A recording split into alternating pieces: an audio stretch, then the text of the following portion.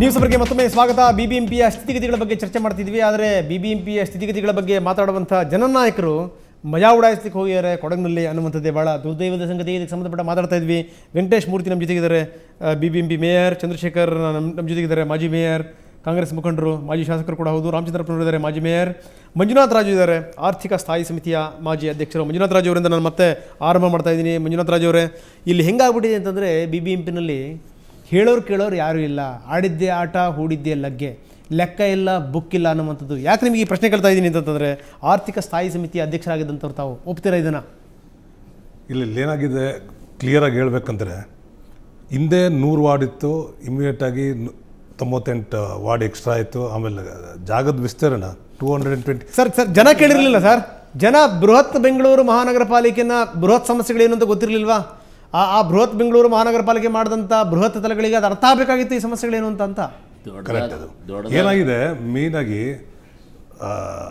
ಹೊಸ council 2010 form ಆದಾಗ ನಮಗೆ BBMPಗೆ ಮೇಯ್ನಾಗಿ BBMP ನಡೆಯೋದು ಟ್ಯಾಕ್ಸ್, ಡೈರೆಕ್ಟ್ ಇನ್ಕಮ್ ಬಂದು ಟ್ಯಾಕ್ಸ್ ರೆವಿನ್ಯೂ ಅಷ್ಟೇ. ಓಕೆ, ಈ ಟ್ಯಾಕ್ಸ್ ರೆವಿನ್ಯೂಲಿ ಚಂದ್ರ ಸರ್, ಈ ಟ್ಯಾಕ್ಸ್ ರೆವಿನ್ಯೂ ನಾವು ನೋಡಿದಾಗ ಓಕೆ, ನಮಗೆ ಒಂದು 7.5 ಲಕ್ಷ ಪ್ರಾಪರ್ಟೀಸಿಂದ ಟ್ಯಾಕ್ಸ್ ಬರೋದು, ಒಂದು 600-700 ಕ್ರೋಸ್ ಇತ್ತವಾಗ.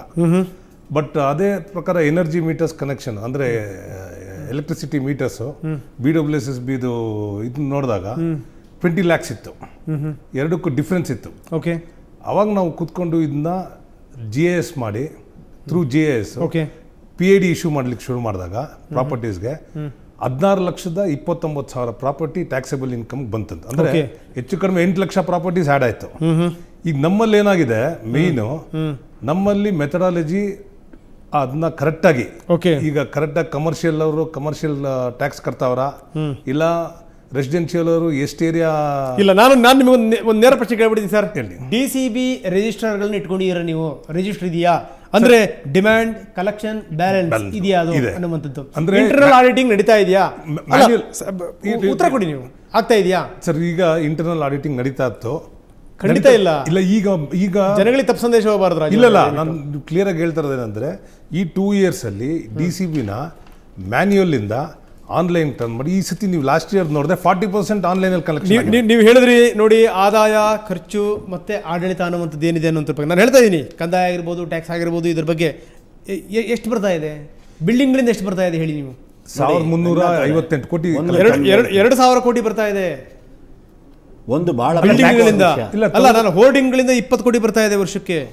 ಇನ್ನು ಬಾಡಿಗೆ ಲೈಸೆನ್ಸು ಅದಕ್ಕೆ ಸಂಬಂಧಪಟ್ಟಂಗೆ ಬೇರೆ ಬೇರೆ ಬರ್ತಾ ಇದೆ. ಒಪ್ತೀರಿ ತಾವು?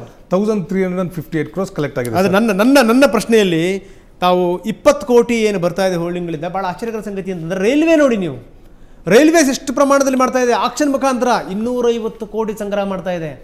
ಯಾಕೆ ನೀವುಗಳು ಆಕ್ಷನ್ ಕರಿಯಲ್ಲ? ಅದರಲ್ಲಿ ನಾವು ಫೇಲ್ಯೂರ್ ಆಗಿದ್ದೀವಿ, ಅದರಲ್ಲಿ ಖಂಡಿತವಾಗೂ ಫೇಲ್ಯೂರ್ ಆಗಿದ್ದೀವಿ. ಬಟ್ ಈಗ ನಮ್ಮ ಮೇಯರ್ ಇದ್ರ ನೇತೃತ್ವದಲ್ಲಿ ಹೊಸ ಅಡ್ವರ್ಟೈಸ್ಮೆಂಟ್ ಪಾಲಿಸಿ ಇದಾಗಿದೆ, ಸರ್ಕಾರಕ್ಕೆ ಹೋಗಿದೆ, ಕ್ಯಾಬಿನೆಟಲ್ಲಿ ಅಪ್ರೂವ್ ಆಗಿದೆ. ಎಸ್, ಯಾಕೆ ಆಕ್ಷನ್ ಕರೆಯಲ್ಲ ಅಂತಂತಂದರೆ ಅದಕ್ಕೆ ಉತ್ತರ ಇದೆ ಜನಸಾಮಾನ್ಯರಲ್ಲಿ. ಎಲ್ಲರೂ ಕೂಡ ಇದರ ಒಳಿತನ್ನ, ಇದರ ಲಾಭವನ್ನು ಪಡೆಯುವಂಥವ್ರು ಜನಪ್ರತಿನಿಧಿಗಳು, ಅಧಿಕಾರಿಗಳು. Very simple. ಅದನ್ನು ಒಪ್ತೀರಿ ಅಂತ ನಾನು ಭಾವಿಸ್ತೀನಿ. ಡೈರೆಕ್ಟಾಗಿ ಅಂಥದ್ದು ಸಿಸ್ಟಮಲ್ಲಿ ಇಂಡೈರೆಕ್ಟ್ಲಿ ಇರ್ಬೋದೇನೋ ಬಹುಶಃ. ಅಲ್ಲ, ಈಗ ನಾವು ಇದು ಮಾಡ್ಕೊಂಡು ಹೋದ್ಮೇಲೆ, ಹೊಸ ಪಾಲಿಸಿ ಕ್ಯಾಬಿನೆಟ್ ಅಪ್ರೂವ್ ಆದ್ಮೇಲೆ ಟ್ರಾನ್ಸ್ಪರೆಂಟ್ ಆಗಿ. ಅಲ್ಲ, ಬಹಳ ಆಶ್ಚರ್ಯಕರ ಸಂಗತಿ ಅಂತಂದ್ರೆ, ಬಹುಶಃ ಚಂದ್ರ ಸರ್ ಉತ್ತರ ಕೊಡ್ತಾರೆ ಅಂತ ನಾನು ಭಾವಿಸ್ತೀನಿ. ಟ್ರೇಡ್ ಲೈಸೆನ್ಸ್ ನೀವು ಕೊಟ್ಟಿರುವಂಥದ್ದು ಕೇವಲ 50,000. ಮೇಯರ್ ಮಹಾಶಯರೇ, ತಾವು ಗಮನಿಸ್ತೀರಿ ಅಂತ ನಾನು ಭಾವಿಸ್ತೀನಿ. ಆದರೆ ವ್ಯಾಟ್ ರಿಜಿಸ್ಟ್ರೇಷನ್ ಆಗಿರುವಂಥದ್ದು 5 ಲಕ್ಷ. ಇನ್ನು 4,50,000 ಜನರದ್ದು ಏನಾಯ್ತು ಹಾಗಾದರೆ? Sir, very simple answer sir. ಈಗ ನೀವೇ ಪ್ರಮುಖವಾದಂಥ ಒಂದು ವಿಷಯ ಹೇಳಿದ್ರಿ. ಕಾರ್ಪೊರೇಷನನ್ನು ಆಡಳಿತ ವರದಿಯನ್ನು ನಾವು ಪ್ರತಿ ವರ್ಷ ಮಂಡನೆ ಮಾಡಿದ್ರೆ ಇಂಥ ಎಲ್ಲ ವಿಷಯಗಳನ್ನು ಜನಗಳಿಗೆ ಸ್ಪಷ್ಟವಾಗಿ ಗೊತ್ತಾಗುತ್ತೆ. ನಿಮಗೆ ಆಡಳಿತ ವರದಿಯನ್ನು ಮಾಡಲಿಕ್ಕೆ ನಿಮಗೆ KMC ಆ್ಯಕ್ಟಲ್ಲಿ ರೂಲ್ 70 ಅಧಿಕಾರ ಇದೆ.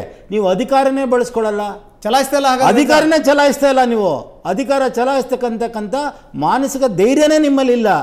ನಿಮಗೆ ಅಧಿಕಾರ ಕೊಟ್ಟಿದೆ KMC ಆ್ಯಕ್ಟು. ನೀವು ಮಾಡಿದರೆ ಇವತ್ತು ಟ್ರೇಡ್ ಲೈಸೆನ್ಸಲ್ಲಿ ಮೋಸ ಮಾಡ್ತಾ ಇದ್ದಾನೆ ಅಧಿಕಾರಿ, ಜನಪ್ರತಿನಿಧಿಗಳು ಅಧಿಕಾರಿಗಳು ಮೋಸ ಮಾಡ್ತಾ ಇದ್ದಾರೆ ಅಂತ ಗೊತ್ತಾಗ್ತಾ ಇತ್ತು. ನೀವು 70 ಪ್ರಕಾರ ಮಾಡ್ತಾ ಇಲ್ಲ. ಮಾಡಬೇಕಾಗಿರತಕ್ಕಂಥ 3 ಜನ ಡೆಪ್ಟಿ ಮೇಯರ್ಗಳು ಏನು ಮಾಡಿದ್ರು? 3 ವರ್ಷದಿಂದ 3 ಜನ ಡೆಪ್ಟಿ ಮೇಯರ್ಗಳು ಏನು ಮಾಡಿದ್ರು? ಯಾಕೆ ಮಂಡನೆ ಮಾಡಲಿಲ್ಲ? ಮೇಯರ್ ಸಾಹೇಬ್ರು ಯಾಕೆ ಸುಮ್ಮನಿದ್ದೀರಿ ನೀವು? ಸರ್, ಚಂದ್ರಶೇಖರ್ ಹೇಳೋದು TMC ಆ್ಯಕ್ಟಲ್ಲಿ ಇದೆ. ಉದಾಹರಣೆಗೆ ನಾವು ಜನವರಿನಲ್ಲೇ ಪತ್ರ ಬರೆದು ಆಯುಕ್ತರಿಗೆ ಓಕೆ ನೀವು ಕರಡು ಪ್ರತಿಯನ್ನು ಸ್ಟ್ಯಾಂಡಿಂಗ್ ಕಮಿಟಿಗೆ ಫೆಬ್ರವರಿನಲ್ಲಿ ಮುಡಿಸ್ಬೇಕು, ರಾಜ್ಯ ಸರ್ಕಾರ ಬಜೆಟ್ ಆದಮೇಲೆ ಮಾರ್ಚ್ಗೆ ನಾವು ನಮ್ಮ ಬಜೆಟ್ ಮಾಡಬೇಕು ಅಂತ ಪತ್ರವನ್ನು ಬರೆದ್ವಿ. ಓಕೆ ಅಧಿಕಾರಿಗಳು ಅದನ್ನ ತಯಾರು ಮಾಡಿ ಅದಕ್ಕೂ ಸಂಬಂಧ ಇಲ್ಲ. Budget is budget is rated is not rated with ಆಡಳಿತ ವರದಿಗೆ, ಏನು ಅದಕ್ಕೂ ಸಂಬಂಧ ಇಲ್ಲ. ಮಂಡಿಸಬೇಕು. ನಾನು it's purely power of exclusively power of the deputy mayor.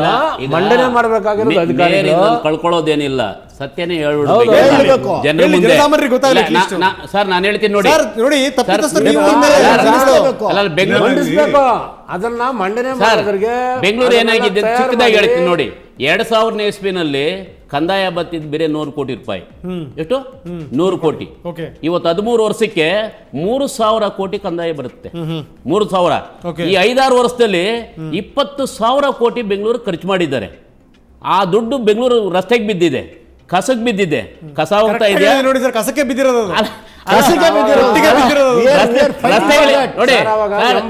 ಚಿಕ್ಕದಾಗಿ ಹೇಳ್ಬಿಡ್ತೀನಿ, ರಸ್ತೆಗಳಲ್ಲಿ ತಾರಗಳಿದೆಯಾ? ಅಷ್ಟು ದುಡ್ಡು ರಸ್ತೆ ತಾರ ಇದೆಯಾ? ಎಲ್ಲಿ ಅಂದ್ರೆ ತುಂಬಾ ಸ್ಪಷ್ಟ ರಾಮಚಂದ್ರ ಏನು ಅಂತಂದ್ರೆ ಎಲ್ಲಿ ರಸ್ತೆಗೆ ಬಿದ್ದಿಲ್ವೋ ಅದು ಸಂಬಂಧಪಟ್ಟಂತ ಬಾಯಿಗೆ ಬಿದ್ದಿದೆ. ಓಕೆ ಫೈನ್, ಇದಕ್ಕೆ ಸಂಬಂಧಪಟ್ಟ ಇನ್ನಷ್ಟು ನಾನು ಚರ್ಚೆ ಮಾಡ್ತೀನಿ. ಅದಕ್ಕಿಂತ ಮೊದಲು ಮತ್ತೊಮ್ಮೆ ಸಣ್ಣ ವಿರಾಮ.